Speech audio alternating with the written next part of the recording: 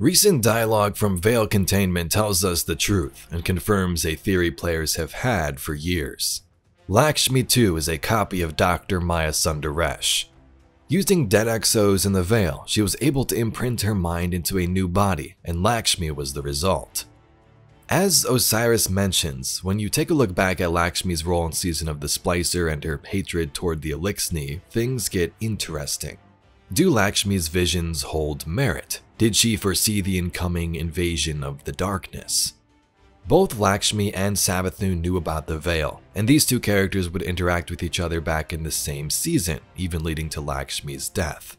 Welcome Guardians, let's discuss the secret plan to keep the Veil hidden and the information it may have revealed.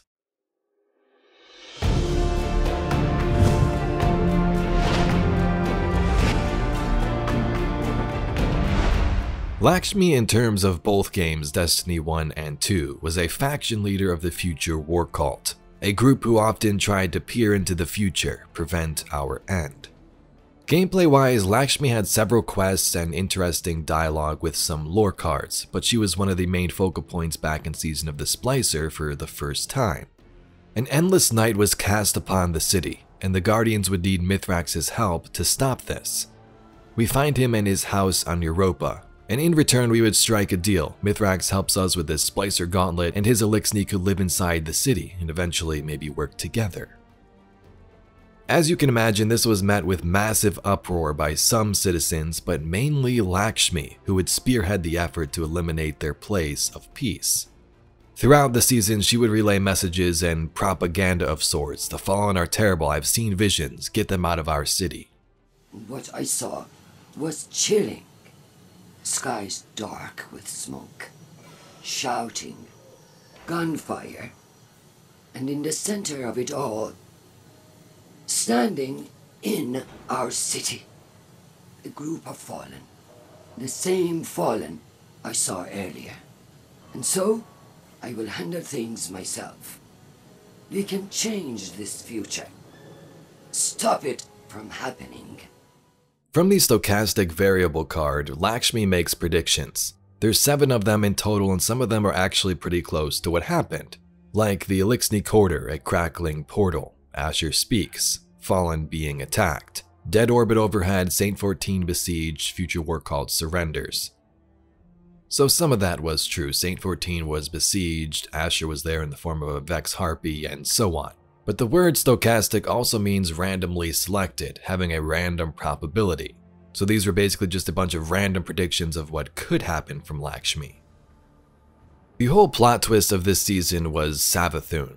This endless night was cast over the city thanks to Quria, who's under Savathun's control. And this whole time, Savathun was inside the body of Osiris, commanding things from behind the scenes. Here is some text from the card 9 prediction from Book Beneath the Endless Night.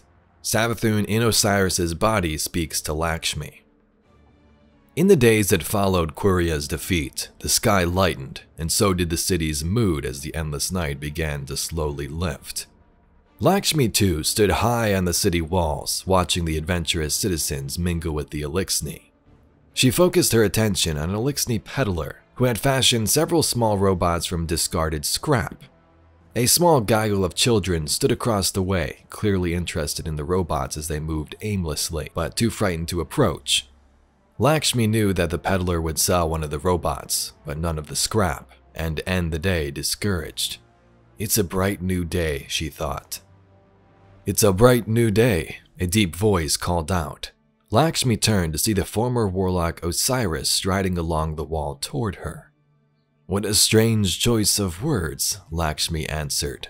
The darkness is closer than ever, and in the darkness it's sometimes difficult to tell friend from foe.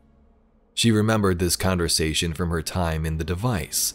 Many of the potential futures it showed her led to this moment. Osiris was growing predictable. It is, Osiris said, and in the darkness it's hard to tell friend from foe. Lakshmi smiled inwardly. They were still well within the standard deviation.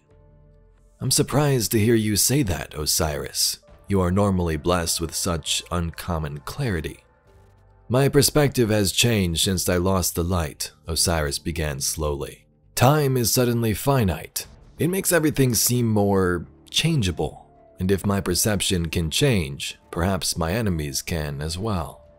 The folly of mortality, Lakshmi gestured to the scene below. Those people could never understand as we do, Osiris. You've peered behind the veil. You've seen the Vex simulations stretching endlessly. You understand that history is changeable, but also inevitable. I used to be certain of that, he agreed. But now I have to wonder, if history is inevitable, why am I constantly surprised? Lakshmi chuckled. She had heard his comment before, of course, but her premonition had not adequately conveyed his facetiousness. And what do you think, Osiris? Will this bright new day last? She nodded toward the Eliksni settlement. Are we meant to share the light with the fallen? As if you would know, she thought. You no longer deal in predictions. I've given up on prediction, Lakshmi. I put my fate in the hands of the traveler now more than ever. He gave her a sidelong glance. And what do you say? Is this a new dawn? Lakshmi recalled the vision she had so fervently sought within the device. The realization of her righteous victory over the Eliksni, historical and preordained all at once. Her life's work, crawling minute by minute from the future into the present. No, she replied. This is just a flash of lightning before the coming storm. So that's interesting. We can see Savathun kind of messing with Lakshmi here in this conversation, confronting her about the Eliksni settlement and what's currently going on with the state of the city. In the empty vessel card from the same season, Saladin speaks to Osiris, or Savathun. Savathun basically says, let me deal with Lakshmi, don't worry about it. Saladin is on his way to speak to Commander Zavala about these issues, and Osiris stops him. Closing his eyes, Saladin draws in a slow and calming breath. The sounds of gunfire, shouts, and screams are louder now than ever before. Or maybe it's the blood pounding in his ears. All the more reason for me to set the record straight. Is that what you came to the city for? To set the record straight? Osiris presses. Just a minute ago, it sounded to me like you wished to ask for a place in Zavala's inner circle. How do you think that might look? Saladin looks in the direction of Zavala's office, hands curling into fists. Lakshmi too is... Let me handle Lakshmi, Osiris insists, once more reaching out a hand for Saladin's arm. This time, the Iron Lord doesn't pull away. Fight the battles you know you can win, Lord Saladin. I know how to handle her. There may come a time when your strength will be needed again, but that time is not now. Saladin looks sharply to Osiris. A rebuttal forms behind his lips, but it is never spoken aloud. He lets his head hang. Thank you, Osiris. Saladin says with a heavy heart, conviction flagging. You are a true friend. So during this season, we stop the Endless Night, but in the process, Lakshmi tries to form this coup with some of the other factions to overthrow the Vanguard because they don't see how she sees it, the Eliksni being this terrorist and they shouldn't be living in our same city. Lakshmi storms the Eliksni quarter in an attempt to remove them from the equation, but dies presumably to Vex forces, even though Osiris is watching in the background, Savathun. People of the last city, we have endured many great tragedies thanks to our strength and a steadfast commitment to humanity. The Traveler chose us. It abandoned the fallen because they are unfit, unworthy of the light. They would take it from us if they could. The Vanguard have lost their way. They embrace the darkness. Welcome Aramis's followers into our midst with open arms. Force us to celebrate our lost heroes alongside those who murdered them. Yes, the Endless Night is over. But now, Mithrax and his house will use this opportunity to do what the Fallen have always done. Covet, cheat, steal, kill. I have seen the future with my own eyes, and it has not changed. Doom still builds on our horizon like a terrible storm. but there is hope. Right now, loyalists to the future war cult and new monarchy have rounded up the fallen in our city. With the aid of Osiris, I have learned how to safely command the power of the Vex.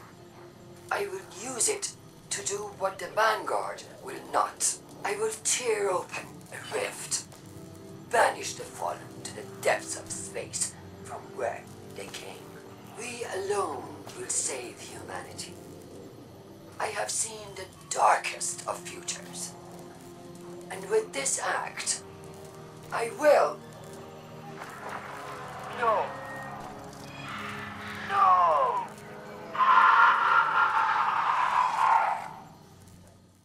So look at this, Savathun starts the Endless Night with Quria. Osiris spoke to Ikora during these important moments, like when they let the Eliksni in the city in the first place. Savathun's song is seen corrupting Lakshmi. Have you heard the song of the people echoing through the city? Rise up as one, march toward the sun. I don't think we have an exact sort of definition of what her song does or to what extent it works, but the big thought was that it corrupts whoever is singing it. Savathun speaks to Lakshmi herself, and then she tells Lord Saladin to let her deal with Lakshmi instead. Lakshmi ends up dead. Lakshmi too was pretty messed up, but also traumatized by her past. We know she's a copy of Maya Sundaresh created using the veil, but she did make it to Earth at some point and saw the fall of Old London by the hands of the Fallen. Lakshmi messed up and had some conflicting ideals, but Savathun guided this whole thing along. Maybe to progress her toward the goal in becoming a light bearer, but also looking back at it, potentially hiding Neomuna and the veil, as Lakshmi might have known about it. But the cool thing is, these two characters, we have Maya in Lakshmi's body as an exo, and Savathun in Osiris's body. Who knows if these specific versions of Lakshmi had knowledge on the veil, but she does mention the term in various cards, so it's possible. Did Savathun have to end Lakshmi to keep Neptune a secret? Possibly, that would seem likely if her plan was to seal away the Traveler in the Throne World later on if that came to fruition, which it didn't because, well, we killed her. Then the veil was revealed anyway, now we're rushing to bring Savathun back and fix the problem. Maya Sundaresh slowly became mad thanks to the veil, it would seem. She wasn't always this Clovis Bray-like evil scientist, but it changed her. Lakshmi is a direct copy of that. Lakshmi had all these conspiracy theories searching through the device to find the true dark future and prevent it, but likely came up short. Maybe she found some threats that were true, like predicting the Red War, she actually did that, but to us and most it just sounded like crazy talk with no proof. If she makes millions of predictions, some of those have to be true, right? So how are we supposed to believe her? She told us the Eliksni in the city would destroy us, and that hasn't happened yet. Savathun's involvement may have pulled on some of these strings, pulling Lakshmi along that crazy path. But the future war cult leader has definitely been there before for sure, and Maya Sundaresh was the source back on Neptune. Anyway, Guardians, that's all we got with today's video. Let me know in the comments down below, do you think Savathun had this planned all along? And did she need to take out Lakshmi for the purpose of keeping the veil safe? If you have any other theories, also be sure to comment them below. If you'd like to see some more Destiny lore and mysteries just like this video, please be sure to subscribe to the channel. Anyway, thank you very much for watching, and I'll catch you all in the next video.